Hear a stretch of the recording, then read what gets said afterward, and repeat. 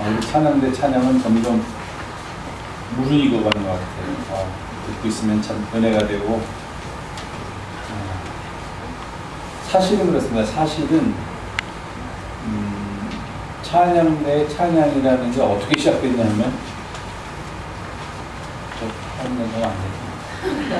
해야 되는데 갑자기 내가 찬양의 은혜를 받아서 이렇게 옛날에는요, 캐톨릭이 중세시대 때 이런 개신교가 있기 전에는 교회에서 이렇게 예배에 참석한 회중들이 찬양이라는 게 없어요. 그 당시에는 회중들은 아무것도 안 해요. 가만히 앉아만 있어요.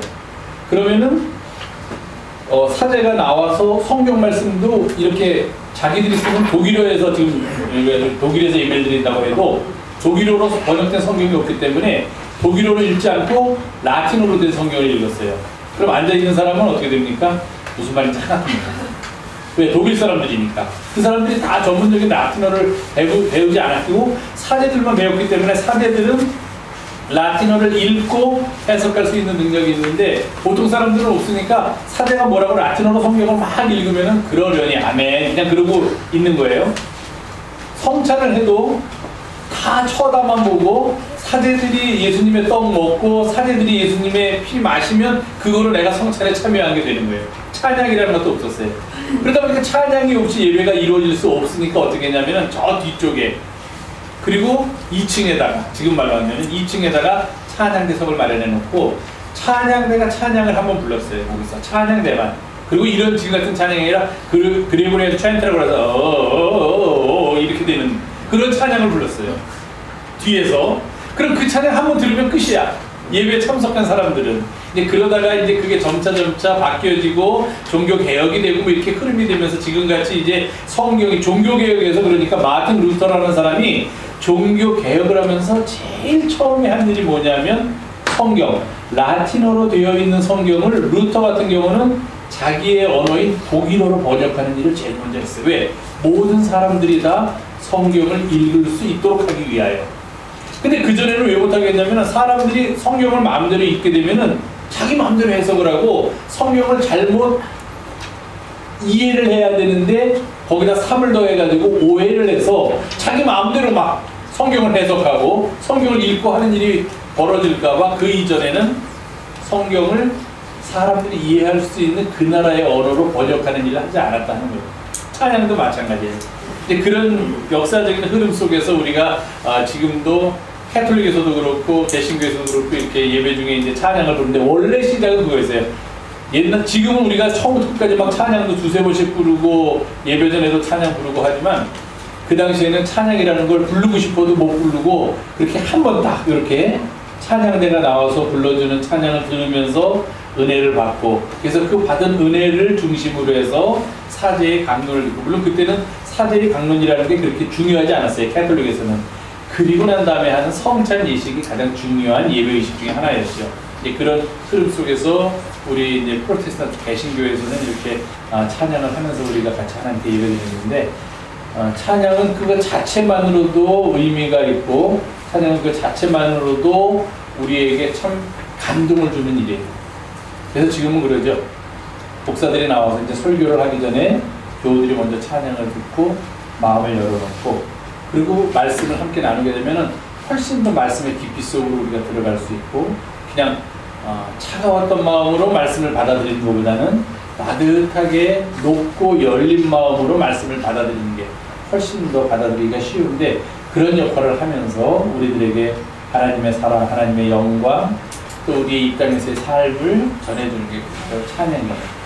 그런 의미에서 본다면 우리 분이엘 찬양의 찬양은 날마다 우리들에게 사실 제가 어떤 때는 그렇게도 말씀드리지만 분이엘 찬양대 찬양만 들으면 뭐 제가 나와서 그 다음에 굳이 설교를 하지 않아도 그 내용을 듣고 그 곡조를 들으면 우리가 충분히 은혜가 되고 하나님의 말씀도 받고 또 교회에 나와서 함께 예배드리는 그런 귀한 만족감이라고 할까 만족감이라고 하면 좀 뭐하지만 그런 은혜의 느낌을 항상 나누는 귀한 시간이 된다는 그런 생각을 해봅니다. 그래서 오늘은 그냥 찬양만 들었으니까 그냥 설교도 그만할까 하는 생각도 있네요. 자, 오늘 교회 학교 설교는 The Parable of the Soil 이렇게 돼 있어요. 오늘은 좀 말이 어려워서 무슨 말인지 잘 모르겠을 거라고 생각이 되고 쉬운 단어가 없으니까 parable이란 말은 비유하는 거예요. 비유. 뭐냐면은 아이고 우리 대위 얼굴은 보름달처럼 둥글구나. 그럼 대위 얼굴이 둥글다 하는 것은 그냥 얘기할 수도 있는데 대위 얼굴이 보름달처럼 둥글구나 하면은 대위를 잘 모르는 사람도 그 얘기를 들으면 아 대위라는 아이는 내가 이렇게 보름이 되면 쳐다보는 하늘의 둥그런 보름달처럼 그렇게 아주 얼굴이 복스럽고 아주 귀엽고 이쁘게 생겼구나 하는 걸 알 수 있어요. 그게 바로 비유예요. 그렇게 얘기하는 거야. 그냥 직접 얘기하면 좋지만 야 나는 참 빨라. 너 빨라? 너 달리기 잘해? 그렇게 얘기했으면 나는 뭐 예를 들면 치타처럼 아주 빨리 달릴 수가 있어. 나는 타조처럼 빨리 달릴 수가 있어. 말하면 사람들이 더 얼마큼 빨리 달리는지 이해하기가 쉬운 거예요. 그래서 그런 것을 갖다가 우리가 parable, 비유라고 얘기해. 그냥 얘기해줘도 되지만 내가 말하는 것을 상대방이 더 잘 알아듣게 하기 위해서 하는 게 비유예요.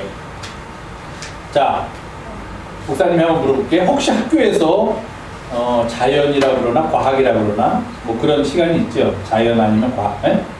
과학. 요즘 과학이라고 그래요. 옛날에 우리는 산수 자연 그랬는데 요새는 초등학교 때 수학, 과학 그러니까 막 어려운 거 배우는 거예요. 어쨌든 과학 시간에 혹시 이런 거 실험한 적 있어요? 뭐 조그만 화분에다가 씨를 갖다가 심어 놓고서 물을 주면서 싹이 나는 걸 이렇게 관찰하고 또 하루가 지났을 때 싹이 얼마큼 자랐다 일주일이 지난 다음에 또 어떻게 컸다 그런 거 해본 적 있어요? 네, 해본 적 있죠. 저도 해본 적은 있는데 좀 오래돼서 기억이 안 나는데 근데 혹시 그렇게 나온 것들 중에서 우리가 먹을 수 있든지 먹을 수 없다고 하더라도 그런 열매가 나오는 것을 한번 본 적이 있어요? 어떤 거였어요? 응? 사과? 사과는 심어서 안 나오죠. 나무가 커야 되니까. 그러니까 사과는 아니고 토마토가 제일 우리가 관찰하고 경험할 수 있으면 제일 좋은 거예요. 보통 이제 집에 텃밭이 있는 경우에 우리 병원사님이나 우리 김재곤 선생님은 직접 크게 농사를 지시는 분 아니고 도에 사는 사람들은 뒷뜰에다가 그 텃밭을 갖는 걸 참 꿈을 갖고 있는 분들이 많이 있어요. 자연과 접하고 싶고 흙을 접하고 싶고 뒤에 텃밭이 있으면은 제일 많이 하는 게 저희도 이제 그런 거를 좀 해봤는데 뭐 농사를 짓는다는 건 아니고 그냥 뒤에서 심어봤는데 예를 들면 저희가 심어본 거는 깻잎 그래서 여름 내내 거기서 깻잎을 따먹고 그래서 파 사러 가지 않았어요. 파동이와도 별로 신경 안 썼어요. 뭐 파가 안 들어온다 파값이 올라다 괜찮아 뒷뜰에서 잘라먹으면 되니까 파도 심어 파도 그렇게 해서 먹어본 적이 있고 깻잎 먹어봤고 방울토마토는 심어봤는데 잘 안 되더라고요. 그래도 몇 개가 열리긴 했는데 그것을 풍성하게 토마토를 안 사오고 먹을 정도로는 열리지 않았고 그 다음에 고추도 해봤어요. 근데 고추도 또 이렇게 모양이 나오기는 하는데 또 늘상 된장찌개에 넣고 뭐 고추장에 된장에다 찍어 먹을 정도로 풍부하진 않았지만 그래도 고추도 나는 걸 봤고 그런 걸 봤어요. 그런데 처음에 그걸 사다가 예를 들어서 씨앗을 사다가 화분을 사고 흙을 사다가 이제 내가 싹이 나야 이게 여기서 뭔가를 보고 싶다 하려면 어떻게 해야 돼요? 내가 예를 들어서 토마토 씨를 쌌다든지 고추 씨를 쌌어요. 그럼 그걸 어떻게 해야 돼요? 흙에다가 어떻게 해야 돼요? 심어야 돼요. 그리고 거기서 잘 다독거려주고 그 다음에 뭐래요? 물을 줘야 돼요. 그러면 속을 볼 수가 있어요? 없어요? 우리가 씨앗이 어떻게 되는지 궁금해. 아침마다 이거 왜 이렇게 안 자라나? 오늘은 싹이 나왔겠지 해도 안 나와. 그 다음날도 싹이 나왔겠지도 안 나와. 뭐 이렇게 안 나와? 이거 썩은 거 아니야? 뭐 잘못된 거 아니야? 하고 있는데 어느 날 조그만 놈이 이렇게 올라오기 시작하는 거 혹시 그런 거 본 적 있죠? 그럼 자 해봅시다. 씨를 심었어요. 그런데 뭔가 올라오기 시작하려면 그 뭔가 흙 위로 올라오기 시작하기 전에 무슨 일이 있었을까? 그 속에서 우리가 보지 못하는 그 속에서 응? 정답.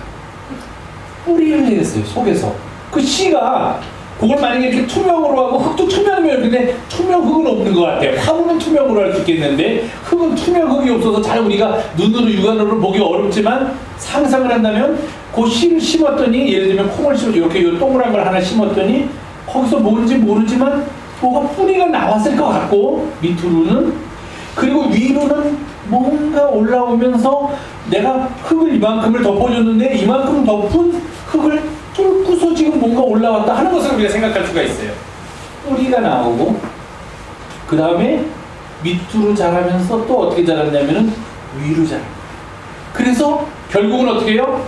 내가 덮어준 흙을 그 가느다란 이렇게 건들면은 그냥 쭉 부러져서 부러질 것 같은 그 아주 작은 싹이 그 흙을 어떤 힘으로 뚫고 나가는지는 난 알 수가 없어.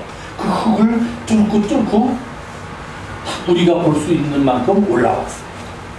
너무 기뻐서 거기다가 계속해서 정성을 다하고 물도 주고 햇볕 있는 데다 갖다 놓고 하면은 그렇게 점점 더 잘 자라요. 그래서 아주 잘 가꾸면은 만약에 그게 방울토마토의 씨앗이었다 하면은 우리가 나중에는 어느 정도 시간이 지난다면은 방울토마토라는 열매도 얻을 수가 있어요. 안 먹어도 지금 너무 신기하잖아요. 내가 심은 씨앗이 보이지도 않는데 그 속에서 지가 알아서 뿌리를 내리고 위로 그 얇지만 흙을 뚫고 올라와서 그리고 자라서 그 다음에는 열매까지 맺는 모습. 그걸 보면 정말 정말 신기하다. 식물들이 이렇게 자라는구나. 하나님이 식물들을 이렇게 만드셨구나 하는 것을 생각할 수가 있어요. 그런데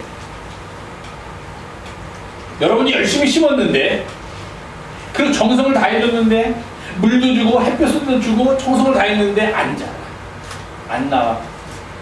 옆 친구 거는 막 나와가지고 이만큼 올라왔는데 내 거는 같은 날 심었는데 아무런 소식이 없어. 파보고 싶어. 이거 어떻게 됐나, 속이 어떻게 됐나 막 궁금해. 그냥 화가 나는 거예요. 옆 친구 건 잘 됐는데. 그리고서 옆 친구는 더 잘 자라줘서 방울토마토까지 하나 와서 자라는 거야. 야, 나 요만하게 빨간 게 맺혔다 하는데 나는 맺히기는 그냥 올라오지도 않아. 싹이 아직도. 그렇게 똑같이 심었는데. 그러면 마음이 아플 거예요. 이거 어떻게 되구나. 뭐가 잘못됐구나. 속에서 이 씨앗이 그만 식어가지고, 썩어가지고서 자라야 되는데 썩어서 자라야 되는데 썩어서 자라지 못하고 그만 그냥 죽어버리고 말았구나 하는 그런 안타까움이 있습니다. 오늘 이 씨 뿌리는 비유라는 건 아까 변정서 권사님이 읽은 성경인데 무슨 말이냐면 어떤 사람이 씨를 뿌렸는데 똑같이 씨를 뿌렸는데도 불구하고 어떤 것들은 못 자라고 어떤 것들은 아주 잘 자랐다 하는 그런 이야기예요. 그러면 여기서 씨가 뭐냐면 바로 하나님의 말씀입니다.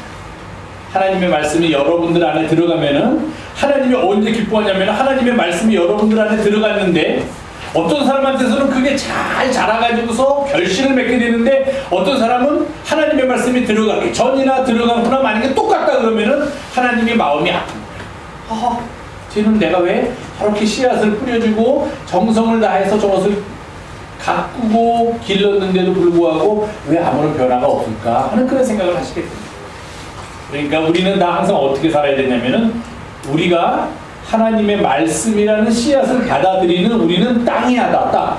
소일이라는 게 그거예요. 흙이라는 뜻이야. 소일. 흙이에요.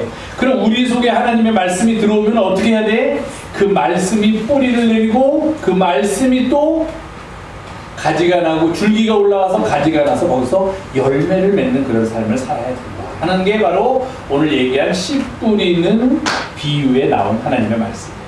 그러니까 여러분들이 하나님의 말씀을 듣고 또 성경을 통해서 읽고 이럴 때마다 그 말씀이 여러분 안에서 잘 자라서 늘 좋은 열매를 많이 맺는 그런 삶을 살기를 부탁드립니다. 예.